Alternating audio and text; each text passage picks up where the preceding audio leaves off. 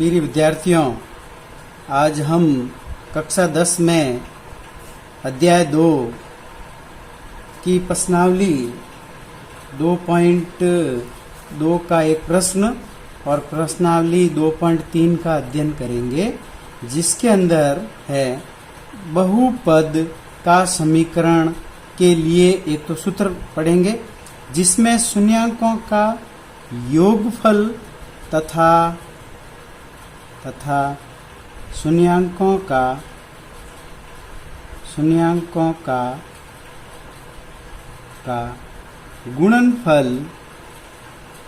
गुणनफल दिया गया है। अब प्रिय विद्यार्थियों, इसके अंदर सबसे जरूरी है कि वो बहुपद का समीकरण का सूत्र क्या है, जिससे कि आप बहुपद का समीकरण ज्ञात कर सकते हैं। वह सूत्र है, एक द्विघात समीकरण है एक्स स्क्वायर माइनस कोष्टक में है alpha plus beta X plus alpha गुणा बीटा इजिकल टू 0। देखिए प्रिय विद्यार्थियों, जिसके अंदर अल्फा प्लस बीटा का अर्थ है शून्यांकों का योगफल तथा अल्फा गुणा बीटा का अर्थ है शून्यांकों का गुणनफल। अब प्रिय विद्यार्थियों, ये दोनों दिए हुए रहेंगे, तो हम क्या करेंगे कि अल्फा प्लस बीटा की जगह पे वह संख्या लिख देंगे और अल्फा गुणा बीटा की जगह पे भी वह संख्या लिख देंगे, उसको फिर हल कर देंगे। हल करने के बाद में हमको बहुपद का समीकरण प्राप्त हो जाएगा। जैसे इसके अंदर प्रश्न लेते हैं हम, दूसरा प्रश्न है प्रश्नावली 2.2 का, जिसमें दिया हुआ है 1/4 और -1। अब जिसमें पहली जो संख्या है वह है शून्यांकों का योगफल और दूसरी जो संख्या है वह है शून्यांकों का गुणनफल। ये दोनों दिए हुए हैं क्रमशः। तो अब दोनों दिए हुए हैं, तो हम क्या करेंगे, इस दोनों से हम एक बहुपद का समीकरण ज्ञात करेंगे। तो शून्यांकों का योगफल यानी अल्फा प्लस बीटा की जगह पे 1/4 लिख देंगे और अल्फा गुणा बीटा की जगह पे -1 लिखेंगे, तो हमें एक बहुपद का समीकरण प्राप्त हो जाएंगे। जैसे हम सबसे पहले कोई भी प्रश्न को हल करेंगे तो पहले सूत्र लिख लेंगे। सूत्र एक्स स्क्वायर माइनस कोष्टक alpha plus beta X plus alpha गुणा बीटा इजिकल टू 0। अब इसमें हम संख्या में मान रखेंगे X square minus alpha plus beta की जगह पे हम संख्या लिखेंगे, जैसे 1/4 और एक्स ऐसे कैसे लिख देंगे, प्लस अल्फा गुणा बीटा की जगह पे संख्या लिखेंगे -1 बराबर 0। अब इसको हल कर देंगे, तो इसको जैसे जैसे हल करते जाएंगे तो आ जाएगा x square minus 1/4 x plus को जब माइनस से गुणा करेंगे तो -1 आ जाएगा बराबर 0 प्राप्त हो जाएगा। अब ये इस प्रकार से एक बहुपद का समीकरण तो प्राप्त हो जाता है। इसका सरलीकरण कर देंगे, थोड़ा इसको सरल कर लेंगे। तो कैसे सरल करेंगे, बट्टे में जब भी संख्या आती है तो आपको लसफा ले लेना है। तो इसका लसफा आ जाएगा 4 बराबर 0, ऐसे कैसे लिख देंगे। तो 1 का भाग जब 4 में देंगे तो 4 बार जाएगा और 4 को जब एक्स स्क्वायर से गुणा करेंगे तो आ जाएगा 4x स्क्वायर माइनस 4 का भाग जब 4 में देंगे तो 1 बार जाएगा और 1 को 1 से गुणा करेंगे तो आ जाएगा 1x माइनस 1 का भाग जब 4 में देंगे तो 4 बार जाएगा और 4 को 1 से गुणा करेंगे तो आ जाएगा 4। अब इसको वज्र गुणा करेंगे तो ये एक समीकरण प्राप्त हो जाएगा हमको 4x square minus x minus 4 बराबर 0। इस प्रकार यह बहुपद का समीकरण कहलाता है। बहुपद का समीकरण कहलाता है और हमें समीकरण प्राप्त हो जाता है। इसी प्रकार से अन्य उदाहरण ले सकते हैं कि अंडर में भी अगर कभी संख्या जाए तो भी उसको भी हल करने का यही तरीका है। जैसे एक संख्या है, एक प्रश्न और लेते हैं हम, जैसे दूसरा प्रश्न ही है इसका, और दूसरा प्रश्न मैं लिखता हूं जैसे √2 और 1/3। अब देखिए प्रिय विद्यार्थियों, इसके अंदर भी वही बात है कि √2 शून्यांकों का योगफल है और 1/3 शून्यांकों का गुणनफल है। तो फिर हम बहुपद के समीकरण का वही सूत्र लिख लेंगे, x² minus alpha plus beta x plus alpha गुणा बीटा इजिकल टू 0। अब शून्यांकों का योगफल √2 है तो अल्फा प्लस बीटा की जगह पे √2 लिख देंगे, तो यह हमारा समीकरण बन जाएगा x² minus √2 x alpha plus beta 1/3 है तो 1/3 लिख देंगे बराबर 0। फिर विद्यार्थी फिर इसके अंदर देखेंगे कि बट्टे में संख्या आ रही है, तो हम बट्टे में है तो हम लसप ले लेंगे और इसको सरल कर लेंगे, तो इसका लसप आ जाएगा 3 बराबर 0। ऐसे कैसे आ जाएगा, जब 1 का भाग वही 3 में देंगे तो 3 बार जाएगा और 3 को ऊपर वाली संख्या यानी अंश से गुणा करेंगे तो आ जाएगा 3x² माइनस 1 का भाग जब 3 में देंगे तो 3 बार जाएगा और 3 को √2 से गुणा करेंगे तो आएगा 3 √2 x प्लस 3 का भाग जब 3 में देंगे तो 1 बार जाएगा और 1 को 1 से गुणा करेंगे तो 1 ही आएगा। और इस प्रकार इसको सरल कर लेंगे और लिख लेंगे, वापस वही वज्र गुणा करेंगे और वज्र गुणा करने के बाद में लिखेंगे 3x² माइनस 3 √2 x प्लस 1 बराबर 0। इस प्रकार ये भी बहुपद का समीकरण प्राप्त हो जाएगा, बहुपद का समीकरण प्राप्त हो जाएगा। इस प्रकार प्रिय विद्यार्थियों हम ये देखते हैं कि बहुपद के कोई भी समीकरण प्राप्त किए जा सकते हैं। इसमें आपको अल्फा प्लस बीटा और अल्फा गुणा बीटा का मान दिया होगा और जैसे हम और कोई भी प्रश्न लेके हल कर सकते हैं, तो इस प्रकार इस सूत्र का प्रयोग करेंगे और इस सूत्र का प्रयोग करके प्रश्नावली 2.2 के कोई भी प्रश्न इस टाइप का अगर आता है तो हम उसको हल कर सकते हैं, जिसमें शून्यांकों का योगफल पहली संख्या होगी और शून्यांकों का गुणनफल दूसरी संख्या होगी।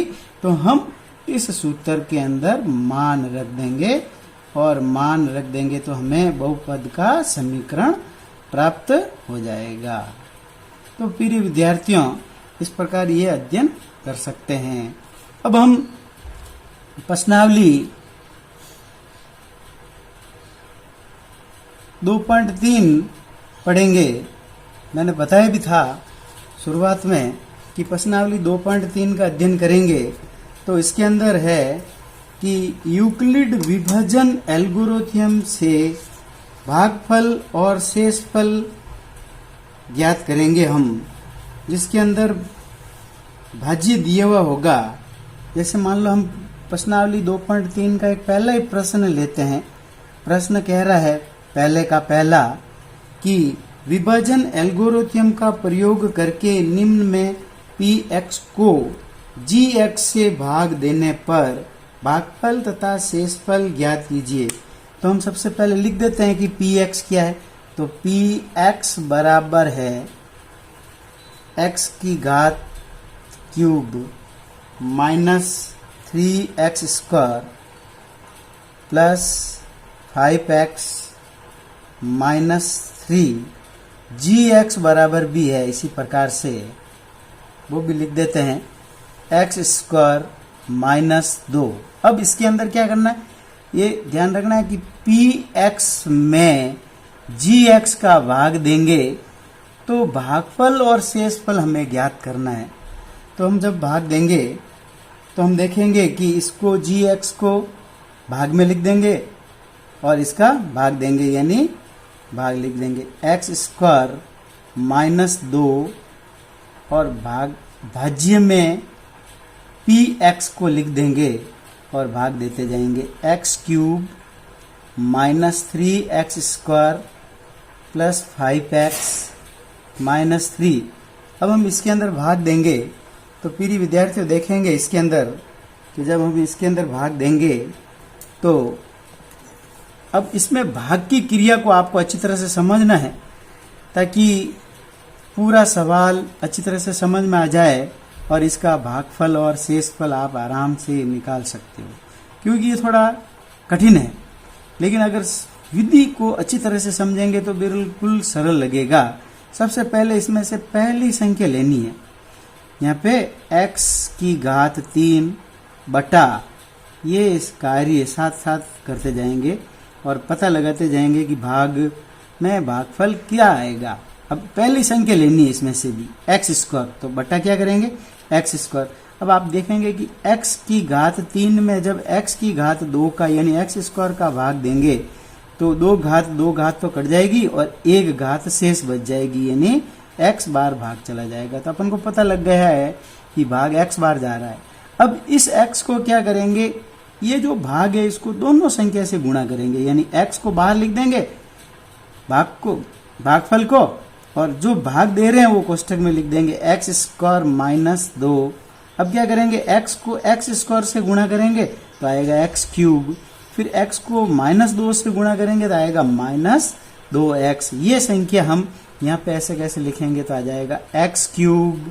अब प्रिय विद्यार्थी यहाँ ध्यान रखना है कि इसमें दूसरी संख्या -3x स्क्वायर है, जबकि इसके अंदर तो -2x आ रही है।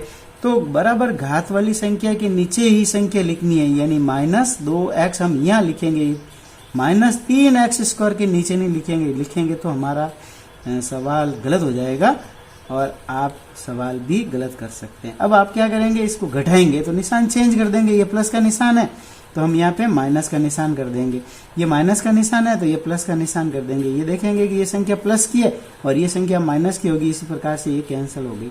अब शेषफल बच गया -3x स्क्वायर। अब ये दोनों माइनस का निशान को भूल जाएंगे तो देखेंगे ये दोनों संख्या प्लस की है तो आ जाएगा प्लस के 7x। फिर भाग देने के लिए अपन अगली क्रिया करेंगे, -3x स्क्वायर ऐसे कैसे लिख देंगे और बट्टे में x स्क्वायर लिखेंगे, तो x स्क्वायर से तो x स्क्वायर कट गया तो भागफल हमारा -3 प्राप्त हो गया, तो हम यहाँ पे लिख देंगे -3। अब इस -3 को जो भाग है उसका दोनों से गुणा कर देंगे, यानी -3 को गुणा करेंगे x स्क्वायर -2 से, तो जब आ जाएगा -3x स्क्वायर, और -3 को -2 से गुणा करेंगे तो आ जाएंगे +6। इस प्रकार हमारा ये संख्या भी इसके नीचे लिख देंगे तो आ जाएगी -3x स्क्वायर +6 बटे की लाइन ऐसे कैसे लाइन खींच लेंगे और निशान बदल देंगे, क्योंकि फिर बाकी करनी हमको। तो यहाँ माइनस है तो प्लस हो जाएगा और यह प्लस है तो माइनस हो जाएगा। अब ये माइनस की संख्या है और ये प्लस की, इसको भूल जाना मैंने बताया था, तो इसीलिए ये माइनस का और ये प्लस है, इसीलिए दोनों कट जाते हैं और फिर बाकी कर देते हैं तो बच जाता है +7x। अब ये भी ऐसे प्लस का निशान है, भूल जाएंगे तो माइनस माइनस है, तो फिर विद्यार्थी देखते हैं कि जोड़ होती है माइनस माइनस की और निशान माइनस का ही लगता है तो 9 आ जाते हैं माइनस के। अब देखिए इसके अंदर हम भाग नहीं दे सकते हैं, क्यों? क्योंकि यहाँ x स्क्वायर है और x स्क्वायर का x में भाग चला जाता है ही नहीं, क्योंकि यहाँ घात बड़ी है और यहाँ घात छोटी आ गई, इसीलिए हमारा ये भागफल कहलाएगा। क्या कहलाएगा? भागफल। तथा ये शेषफल कहलाएगा, शेषफल। अब हम वापस इसकी जांच कर सकते हैं। तो जब हम इसकी जांच करेंगे तो प्रिय विद्यार्थी देखेंगे कि जांच के अंदर वही हमें सूत्र लिखना है, भाज्य। भाज्य बराबर भाग इंटू भागफल प्लस शेषफल। ये हमारा एक सूत्र है। इस सूत्र में सभी संख्या हमारे पास में पड़ी है, भाग भी पड़ा है, भागफल भी है, शेषफल भी है। तो इस सूत्र में मान लिखेंगे तो हमारे पास में भाज्य आ जाएगा, ये भाज्य कहलाएगा, भाज्य। तो भाज्य प्राप्त करने के लिए सबसे पहले हम बराबर भाग लिख देंगे। भाग है x स्क्वायर -2 कोष्टक में बंद कर देंगे, गुणे का निशान। भागफल है x -3 प्लस शेषफल भी ऐसे कैसे लिख देंगे 7x माइनस 9। अब हम हल करेंगे। देखिए ये दोनों संख्या गुणे में, और जब दो ब्रैकेट में गुणे में दी हुई होती हैं तो मैंने नियम बताया था जब आपको 9th क्लास के अंदर कि पहले कोष्टक की पहली संख्या ऐसे कैसे लिख देनी है एक्स स्क्वायर, और दूसरा कोष्टक है जैसे जैसे लिख लेना है x माइनस 3। फिर पहले कोष्टक की दूसरी संख्या ऐसे कैसे लिखनी है, और फिर दूसरा कोष्टक है जैसे जैसे लिख देना है x माइनस 3 प्लस शेषफल भी ऐसे कैसे लिख लेना है और हल करते जाना। अब हम क्या करेंगे, एक्स स्क्वायर को x से गुणा करेंगे तो x की घात 3 आ जाएगी। फिर x स्क्वायर को माइनस 3 से गुणा करेंगे तो आ जाएगा माइनस 3x स्क्वायर। फिर इसी प्रकार माइनस 2 को x से गुणा करेंगे तो आ जाएगा माइनस 2x, और माइनस 2 को माइनस 3 से गुणा करेंगे तो आ जाएगा प्लस 6 प्लस 7x ऐसे कैसे लिख देंगे, माइनस 9 भी ऐसे कैसे लिख देंगे। अब प्रिय विद्यार्थियों देखेंगे कि इसके अंदर x की घात की 3 की संख्या एक ही है तो वापस ऐसे कैसे लिख देंगे, और x स्क्वायर की घात भी एक ही दिखाई दे रही है तो ये संख्या भी ऐसे कैसे लिख देंगे माइनस 3x स्क्वायर। अब ये देखेंगे कि ये माइनस का 2x है और ये प्लस का 7x है, अर्थात प्लस है और माइनस है तो बाकी कर देंगे। अब 7x बड़ा है तो 7x में से 2x घटाएंगे तो आ जाएगा हमारे प्लस का 5x। फिर माइनस के 9 बड़े और 6 प्लस के छोटे तो 9 में से 6 घटा देंगे तो आ जाएंगे माइनस के 3। इस प्रकार हम देखेंगे कि ये हमारा भाज्य प्राप्त हो गया है। क्या प्राप्त हो गया, भाज्य।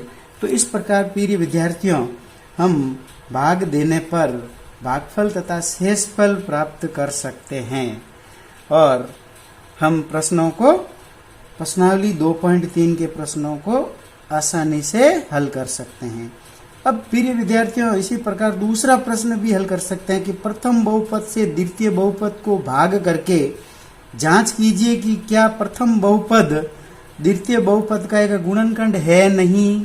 तो ये भी क्रिया आपको ऐसे कैसे ही करनी है, ऐसे कैसे ही भाग देना है। टी स्क्वायर माइनस 3 लिखना है भाग में, और भाज्य में ये पूरी संख्या लिखनी है और फिर भाग देते जाना है। अब प्रिय विद्यार्थियों इसके अंदर देखेंगे कि अगर शेषफल शून्य आ जाता है तो हम कहेंगे कि ये इसका गुणनखंड है, और अगर शेषफल शून्य प्राप्त नहीं होता है तो हम लिख देंगे कि ये इसका गुणनखंड नहीं है। बस प्रश्न वो का वही है, भाग वैसे के वैसे ही देना है, भागफल शेषफल ऐसे कैसे निकालना है, लेकिन शर्त आ जाएगी, कंडीशन कि क्या शर्त आएगी कि शेषफल अगर शून्य आता है तो हम कहेंगे कि ये इसका गुणनखंड है, और शून्य नहीं आता है तो हम कह देंगे कि ये इसका गुणनखंड नहीं है।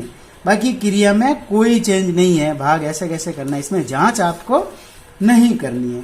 तो इस प्रकार प्रिय विद्यार्थियों प्रश्नावली 2.3 के प्रश्न को 1 को, प्रश्न 2 को हल किया जा सकता है, प्रश्न 3 को भी हल किया जा सकता है, 4, 5 को सभी को हल किया जा सकता है। आराम से वीडियो को देखें और आराम से देखकर प्रश्न को जो होमवर्क दिए जाए उसको हल करें, और कॉपी में अगर होमवर्क आप हल नहीं करेंगे तो आपके जो शतरंज के नंबर भेजे जाएंगे नहीं भेजे जाएंगे। इसीलिए स्पष्ट है, काम करें। धन्यवाद।